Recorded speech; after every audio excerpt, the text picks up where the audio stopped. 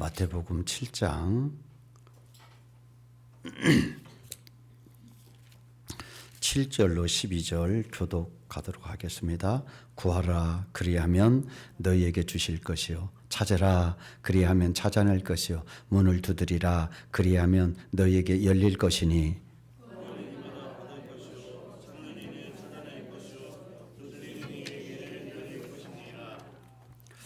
너희 중에 누가 아들이 떡을 달라 하는데 돌을 주며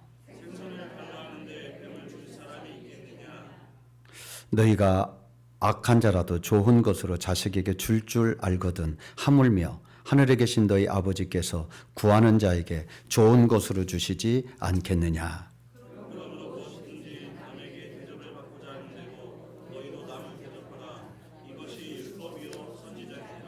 아멘. 우리 좌우 앞뒤 분하고 인사 한번 합니다. 행복하세요. 행복하세요. 예.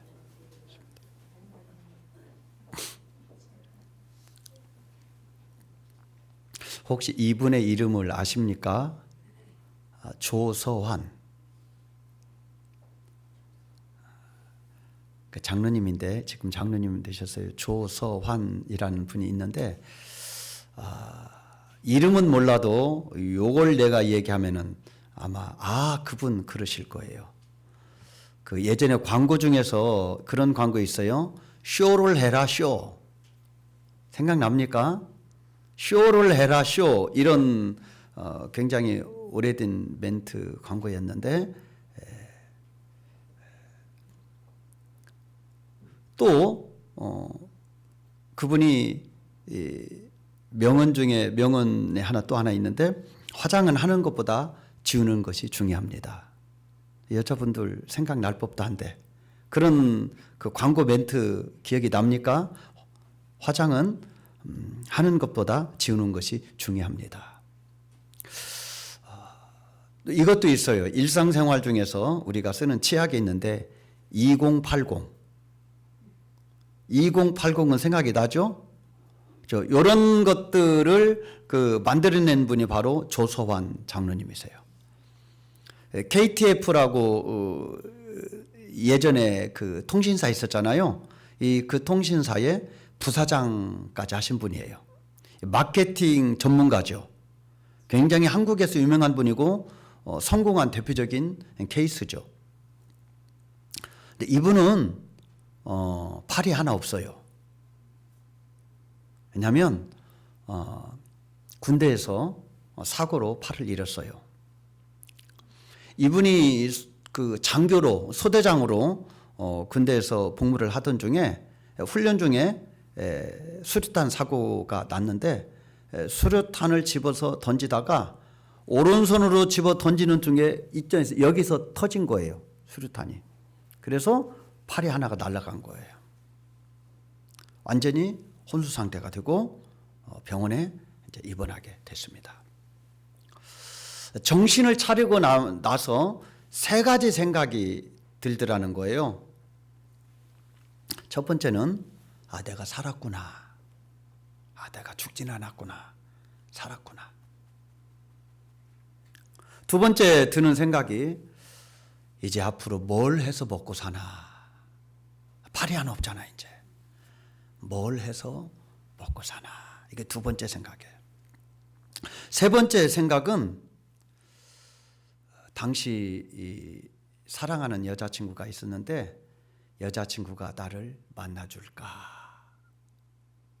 이 세 가지 걱정이 들더래요. 병원에서 장교병동에서 치료를 받는 중에 여자친구가 면회를 왔습니다. 자기 팔이 없는지도 모르고 온 거예요. 병원에 있다고 그러니까.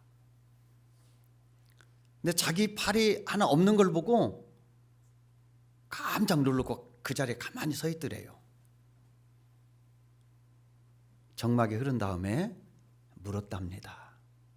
내 팔이 하나 없는데 내 팔이 하나 없어도 나를 만나주겠소? 그랬더니 한참 있다가 이 여인이 고개만 끄덕끄덕 두 번 하더래요. 그때가 가장 행복할 때라고 말을 해요. 그리고 그때 자기가 결심했다는 거예요. 어떤 결심?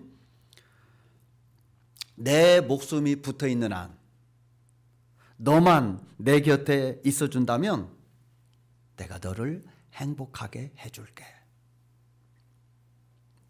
내가 살아내야 되고 장애를 극복해야 될 이유는 너의 행복을 위해서야.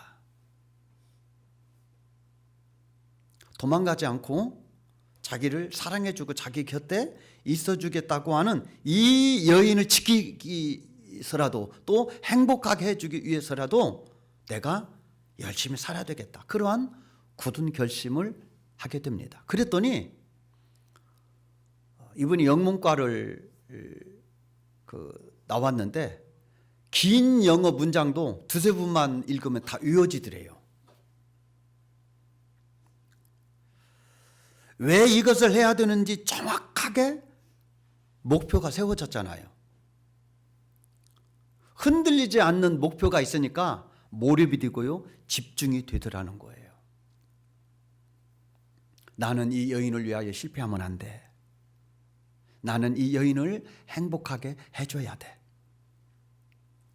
어떻게든 일어서야 되겠다고 하는 굳은 각오와 결심이 엄청난 노력을 하게 만들고 결국은 그 누구도 올라갈 수 없는 성공적인 그 위치에 올라가게 됐다. 이렇게 간증을 하시더라고요. 신앙생활을 하다 보면 부담스러운 것들이 있습니다. 대표적으로 전도가 부담스러울 수 있을 것 같아요. 또 한 가지가 부담스러운 게 있다면 기도하는 것이 부담스러울 수 있을 것 같아요. 신앙생활을 하면서 기도해야 된다고 하는 것은 다 동의합니다. 기도도 열심히 해야 된다는 것도 압니다. 그런데 실상은 기도를 잘 못해요. 저는 여러분들이 집 안에서 교회 밖에서 어떻게 기도 생활을 하는지는 제가 잘 모르겠어요. 저는 교회에 와서 기도하는 것을 보고 제가 말씀을 드리는 거예요. 그리고 신앙생활은 교회에 얼마나 오는 것과 굉장히 밀접한 관계가 있어요. 교회를 얼마나 내가 자주 왔다 갔다 하느냐가 믿음의 깊이와 굉장히 깊은 연관성이 있어요. 실제적으로 그렇습니다. 그런데 기도해야 된다고 하는 것을 알지만은 되돌아놓고 보면 기도를 열심히 하지 않아요. 왜 그럴까요? 기도에 대한 분명한 목표가 없기 때문에 그렇습니다. 기도하지 못하는 이유를 우리가 많이 대죠. 나 너무 바쁩니다. 시간이 없습니다. 몸이 불편합니다. 난 믿음도 부족해요.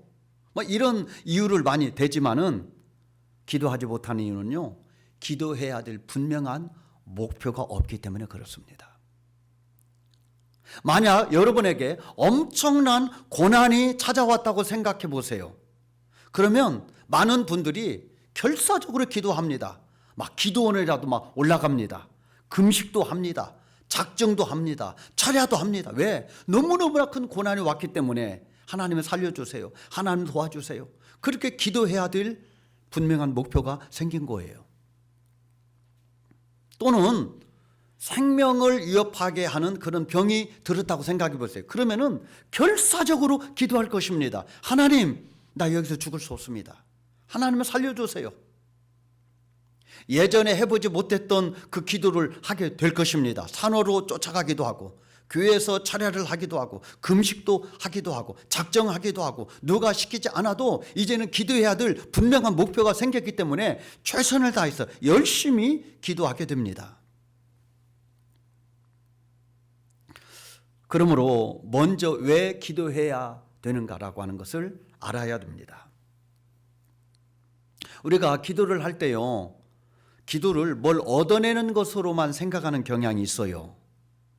물론 기도는 하나님 도와주세요, 이거 채워주세요, 이거 해결해 주세요, 그게 기도일 수 있어요. 그런데 그것으로만 기도를 생각하는 사람이 있다는 거예요. 하나님은 우리의 아버지시기 때문에 우리가 구하고 바라고 소원하는 거 응답해 주실 줄로 믿습니다. 틀림없습니다. 그렇죠. 우리가 기도하면 하나님 우리의 신음소리를 들어주세요. 우리의 아픔과 고통 소리를 들어주세요. 그래, 아버지이기 때문에 아버지의 마음으로 우리를 어루만져 주시고 고쳐주시고 채워주시고 치유해 주실 줄로 믿습니다. 그런데요, 기도를 하나님께 뭘 달라는 것으로만 생각하면 안 돼요. 하나님께 뭘 얻어내는 것으로만 이것이 기도다 이렇게 생각하면 안 된다는 거예요. 만약에 기도를 하나님께 뭘 얻어내는 것으로만 생각한다면 나는 충분해. 내 삶 지금 만족해. 나 줄 거 없어. 나 돈도 있어. 건강도 있어. 직업도 있어. 지금 나 행복해. 더 이상 더 이상 이 이상 어떻게 더 행복해? 나는 만족해. 그러면은 기도할 필요가 없잖아요. 기도를 뭘 얻어내는 것이라고만 생각한다면 나는 충분해, 행복해, 부자야, 건강해. 그러면은요, 기도해야 할 이유가 없는 거예요. 하나님 안 주셔도 되는데 하나님 방해만 하지 말아주세요. 나 열심히 나 혼자 충분히 살아갈 수 있으니 어려움만 안 당하게 좀 보호해 주세요. 난 내 힘으로 다 채울 수 있습니다. 해결할 수 있습니다. 이렇게 생각하면은 기도할 필요 없잖아요. 그러므로 기도는 단순히 뭘 달라고 하는 정도가 아닙니다. 기도는 뭘 달라고 하는 정도가 아니라 먼저 하나님과 사랑의 교제의 시간인 줄로 믿습니다. 기도는 하나님과의 만남의 시간이에요.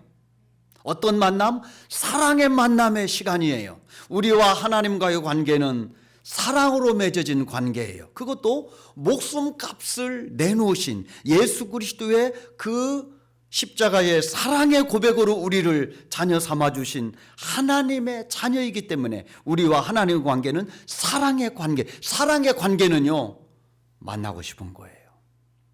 이유가 있어서 만나는 게 아니에요. 그냥 보고 싶은 거예요. 왜? 사랑하니까. 사랑하면은요, 자꾸 건수를 만들어요. 사랑하면 만날 건수를 만들어요. 술 먹는 사람들은 건수를 자꾸 만들잖아요. 기분 좋으면 기분 좋다고 한 잔, 기분 나쁘면 기분 나쁘다고 한 잔, 일이 잘 풀리면 잘 풀린다고 한 잔, 안 풀리면 안 풀린다. 술 먹는 사람은요, 모든 게 술 먹는 이유가 돼요. 사랑하는 사람은요, 누구를 만나고 싶으면은요, 모든 게 이유가 되는 거예요. 막 만들어내요. 그래서 만나야 된다는, 왜요? 사랑하기 때문에 그러는 거예요. 사랑하면 그런 거예요. 어떤 예전에 라디오 방송에서 들었던 어떤 그런 내용이 생각나는데, 어떤 남녀가 사랑해가지고 자주 만나고 그런 연인 관계에 있는데, 부인은 저 서울 끝에 살고 남자는 반대편에 살았는데, 만나가지고 헤어질 시간이 되면은 여자친구를 집까지 데려다 준다는 거예요. 그럴 수 있죠. 근데 이 여자친구도 너무 남자친구를 좋아해가지고 남자친구를 또 데려다 주는다는 거예요. 그러면 남자친구가 너무 또 좋아해가지고 여자친구를 또 데려다 준다는 거예요. 코미디 같은 웃은 이야기인데요, 사랑하면 그게 가능해요. 사랑하면 가능해요. 같이 있고 싶거든요. 근데 우리와 하나님과 관계가 그 사랑의 관계라는 거예요. 그러므로 기도는 하나님과의 사랑의 대화를 나누는 시간이에요. 하나님이 우리 인생을 만들 때 동물들과 다르게 만든 것 중에 하나가 있는데, 그게 뭔 거니? 하나님의 형상으로 우리를 만들었다는 거예요. 왜 하나님이 하나님의 형상으로 우리를 만드셨을까요? 하나님과 통하려고 만든 거예요. 대화하려고 만든 거예요. 사랑의 관계이기 때문에 서로 통해야 되잖아요. 그래서 기도는 뭘 얻어낸다고 하는 그 정도가 아니고 하나님과 사랑의 만남의 시간인 줄로 믿습니다. 그래서요, 기도는 믿음의 고백을 하는 시간. 하나님, 내가 이렇게 하나님 사랑합니다. 하나님을 내가 이렇게 의지합니다. 하나님, 난 너무 좋습니다. 그래서요, 기도할 때 뭘 주절주절 이야기 안 해도 하나님, 나 왔습니다. 나 누굽니다.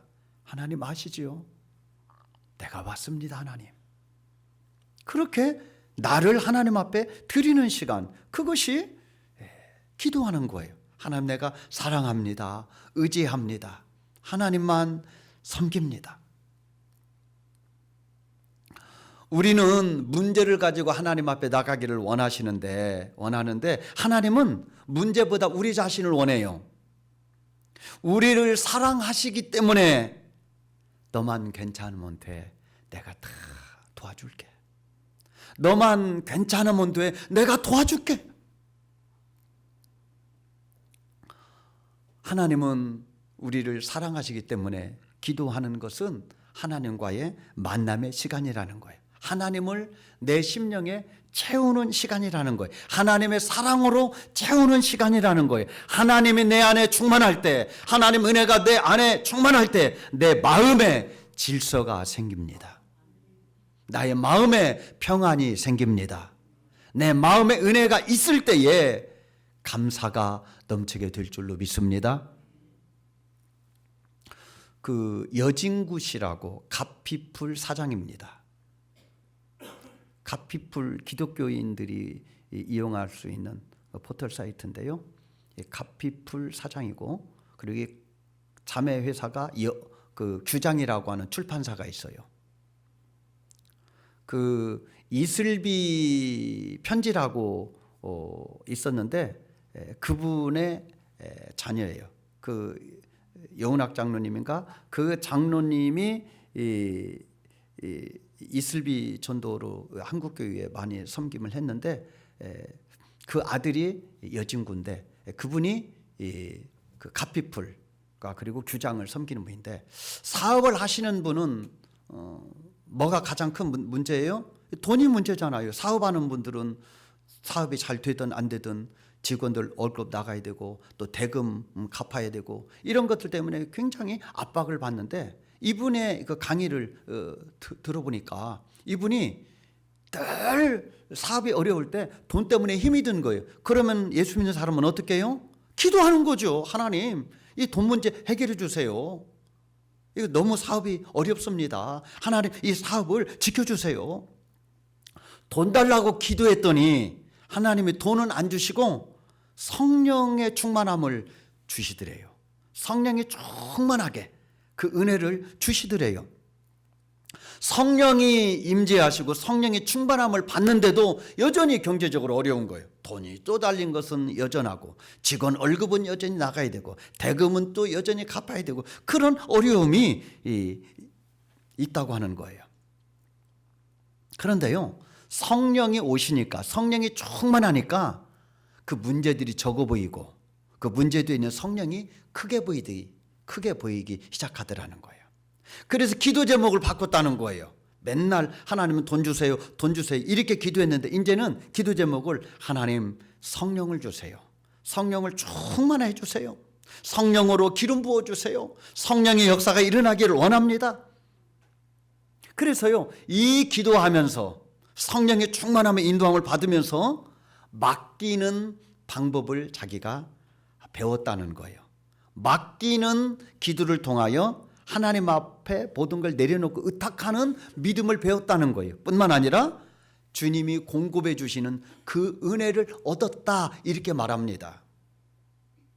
처음에는 이분이 돈을 달라고 기도했지만은 성령의 충만한 은혜를 얻고 난 다음에 중요한 것이 하나님의 임재구나, 하나님을 만나는 것이구나, 하나님이 나를 다스려 주시는 거는, 그래서 성령의 임재하심으로 이분이 사업을 잘 운영하고 있느라고 고백하는 것입니다. 두 번째, 이 기도는요, 제가 이렇게 표현하고 싶어요. 기도는 인천 상륙 작전이다. 여러분, 인천 상륙 작전이 뭔 줄 아시죠? 우리나라가 부산 일대만 남고 공산군들에게 다 나라를 뺏겼을 때에 유엔군이 참전을 할 때 유엔군이 큰 작전을 펴는데 그것이 바로 인천으로 상륙하는 것입니다. 배를 타고 인천항으로 들어가서 상륙하는 것. 이게 메가드 장군이 펼친 인천 상륙작. 인천 상륙작전이 일어났을 때 그때부터 전세가 바뀌기 시작해요. 그때부터 전세가 완전히 역전이 되게 됩니다. 기도하는 것은 하나님을 우리 삶에 개입시키는 것입니다. 하나님이 우리의 삶에 개입할 때 우리의 삶의 분위기가 달라지게 될 줄로 믿습니다. 하나님이 역사하면 우리의 삶의 문제가 그때부터 해결되게 될 줄로 믿습니다. 출애굽기 17장에 보면은요, 모세가 아말렉과의 싸우는 내용이 나옵니다. 이스라엘 백성들이 출애굽을 해서 이제 줄을 지어서 이제 행진을 하는데 그 후미에 처져 있는, 보통 후미에 처져 있는 사람들은 약한 사람들이 많이 후미에 처져 따라오죠.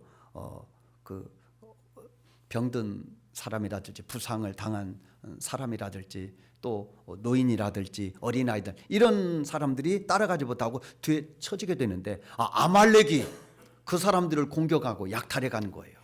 하나님이 용서하지 않죠. 그래서 전쟁이 벌어졌어요. 모세는 80이 넘어서 노인이라 전쟁터에 나갈 수 없지만 젊은 여호수아가 전쟁에 나가 싸웁니다. 모세는 이때 어떻게 하죠? 산 위에 올라가서 그 장면을 바라보면서 손을 들고 기도하고 있는 거예요. 그런데 80이 넘은 노인이 손을 들고 있으면 얼마나 들고 있겠습니까?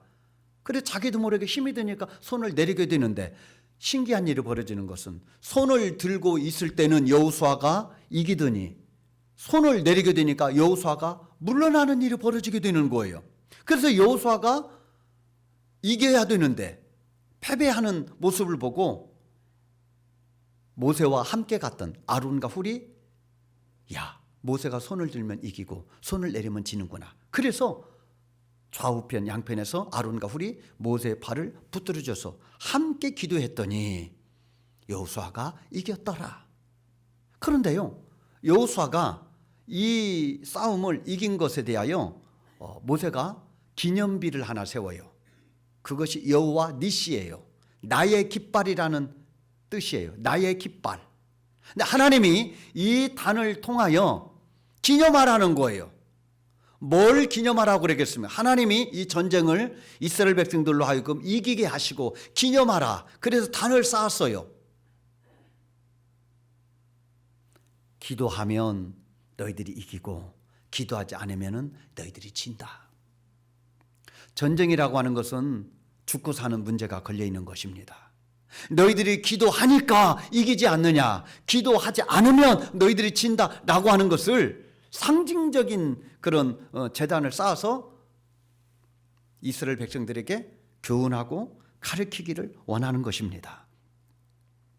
기도는 하나님의 능력이 나타나는 통로인 줄로 믿습니다.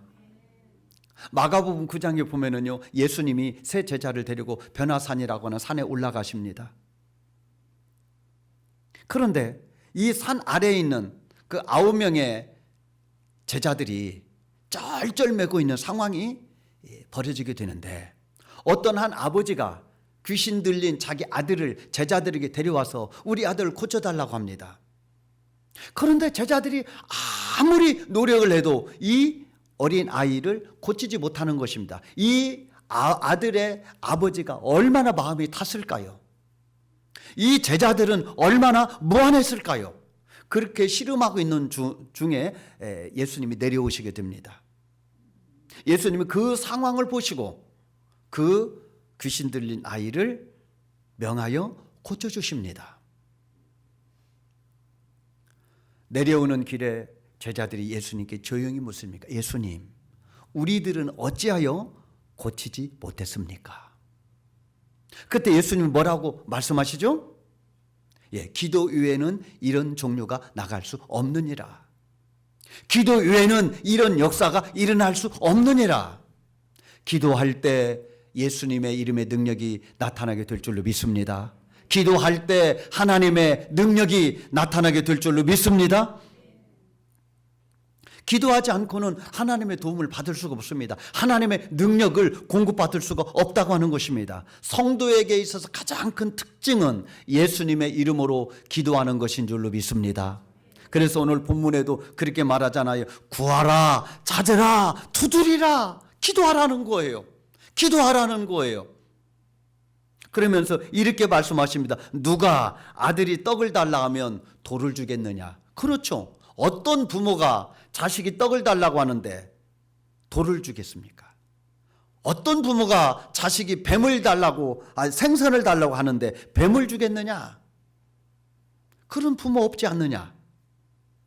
하물며 하늘에 계신 너희 아버지일까 보냐? 하늘에 계신 아버지도 너희들이 기도하면은 좋은 것으로 주신다 말씀하셨습니다. 그러므로 기도하지 않고는 우리가 좋은 것을 얻을 수 없다는 거예요. 기도할 때 하나님의 은혜를 경험하게 될 줄로 믿습니다. 우리 장로님 기도하실 때 그 산불에 대한 기도를 하셨는데 제가 뉴스를 보니까 산불이 거의 잡힌 것 같죠? 기사에는 잡혔다고 나왔어요. 그런데 그 뉴스로만 우리가 보는 거지만은 산불이 저렇게 무서운 거구나 싶은 생각이 들어요. 일반적으로 산하고 민가는 그래도 조금 떨어져 있잖아요. 아무리 뒤에 뒷산이 있어도 민가하고는 조금 거리가 있는데 민가도 다 불이 탔어요. 그러니까 이 산불이 얼마나 그냥 그 바람을 타고 날려다니, 이거 도깨비 불처럼 날려다니는지 멀리 있는 집도 그냥 거기에 불똥이 떨어져 가지고 다 불태우는 거예요. 강한 바람 때문에 이 산불이 많이 퍼졌다고 그랬잖아요. 진압을 못했다고 그러잖아요. 그러니까 아무리 인간이 뭐 헬리콥터를 동원하고 뭐 사람을 수없이 이렇게 동원을 해도 한계가 있는가 봐요. 그래서 이번에 보면은 피해가 얼마나 많은지 몰라요. 서울 면적의 75%가 불탔대요. 뭐 여의도에 뭐 100 몇십 배가 뭐 불탔다고 그러니까. 사망이 30명이고 부상이 43명이고 주택은 3,283채가 전수됐다는 거예요. 엄청난 피해죠. 그런데 그렇게 날마다 그냥 이 뉴스에서 그렇게 막 산불 소식을 막 이야기하면서 막 어디가 뭐 위험하다, 막 어디도 막 다 탔다, 막 이런 이야기를 할 때 다 사람들이 발을 동동 구르면서 생각하는 게 있어요. 그게 뭐예요? 아이고 비 좀 내렸으면 좋겠다. 비 좀 내렸으면, 저도 그랬어요. 저거 비 한번 내리면은 한 방에 끝나는데 저 비 좀 내렸으면 좋겠다. 아무리 사람들이 힘을 쓰고 용을 써도 한계가 있어요. 그런데 그 산불이 진압될 때 비가 좀 내렸다고 그랬잖아요. 좀 흡족하게 내렸으면 좋았을 텐데 비가 많이 내리지는 않았어요. 그런데 그 비 때문에 진압이 됐다는 거예요. 비를 조금 흠뻑 내렸으면 그냥 뭐 신경 쓸 것 없이 그냥 깨끗이 끝났을 텐데 그래도 적은 양이지만 비가 내려서 진압하게 됐다는 거예요. 저는 이 장면을 보면서 참 인간이 무력하구나 싶은 생각이 들어요. 아무리 과학이 발달하고 뭐 진압 장비가 좋아졌다고 그래도 한계가 있는 거예요. 바람이 세게 부니까 무용지물이잖아요. 한정없이 그냥 산불이 번져 나가잖아요. 그리고 또 하늘에서 비가 내리면은요, 아무리 거센 산불도 순식간에 제압이 됩니다. 우리 인생이 우리 힘으로 살아갈 수가 있습니까? 불가능합니다. 하나님의 은혜와 도우심이 있어야 될 줄로 믿습니다. 우리가 하나님의 은혜와 하나님의 도우심을 구하는 방법이 있다면 오늘 본문에서 말씀하신 대로 기도하라는 거예요. 제가 제목을 꼭 기도해야 됩니까? 이렇게 잡으세요. 그런데 사실은 이 제목으로 안 잡고 다른 제목으로 제가 생각하고 있었어요. 그것은 기도하지 않고 신앙생활 할 수 있습니까? 이걸로 제가 묵상을 많이 했어요. 그러다가 제가 이 제목으로, 둘이는 비슷해요. 그 제목이나 이 제목이나. 꼭 기도하고 신앙생활 해야 됩니까? 기도 없이 신앙생활 할 수 없습니까? 이 물음은 이 말과 똑같아요. 밥 안 먹고 살 수 있습니까?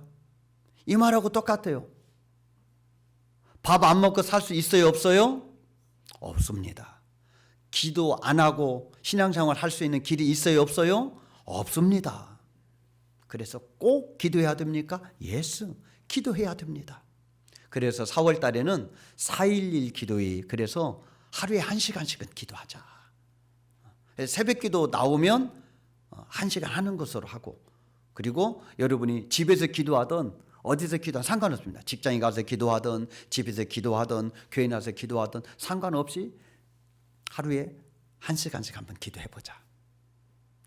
제가 우리 4명이 스터디 그룹, 목사님들 4명이 스터디 그룹으로 이렇게 2주일에 한 번씩 모여서 공부를 하는데, 2주일에 한 번 모이지만 주중에 이제 숙제를 해야 돼요. 숙제가 뭐냐? 하루에 성경 5장 이상 읽고, 또 기도는 하루에 2시간 이상 하고, 그다음에 책은 2주에 한 권 읽고, 뭐 이런 매뉴얼이 있어가지고 그거를 체크를 해야 돼요. 근데 그 중에 4명 중에 한 분이 이 설교 시간에 그런 고백을 했다고 그래요.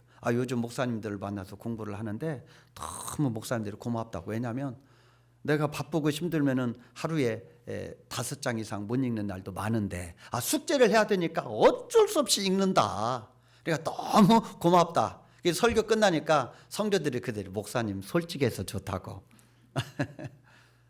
바쁘면 못 읽고 넘어갈 때 있어요. 그래서요, 저도 숙제를 못하고 오늘 그냥 자야 되겠다. 그리고 누웠다가도 아이고 숙제해야지. 숙제 안 하면 우리가 벌금도 물거든요. 벌금이 중요한 게 아니고 약속이니까. 그래서 자다가 일어나서 읽은 적도 있어요. 5장 금방 읽잖아요. 그런데요, 그거를 계속해서 훈련으로 목표를 세우고 하지 않으면 그것도 못합니다.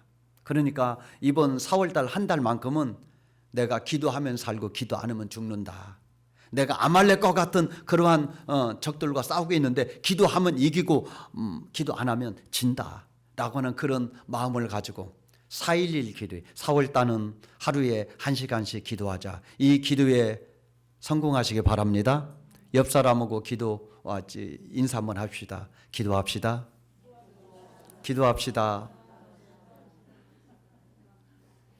이번 4월달만큼은 직장생활 하시는 분들도 출근하기 전에 조금 일찍 나오면 되잖아요. 그 마음에 달리는 거예요. 마음에 달려 있어요. 출근할 때 교회 들렸다 가세요. 그러면 여러분이 하루를 일하는 마음이 달라져요.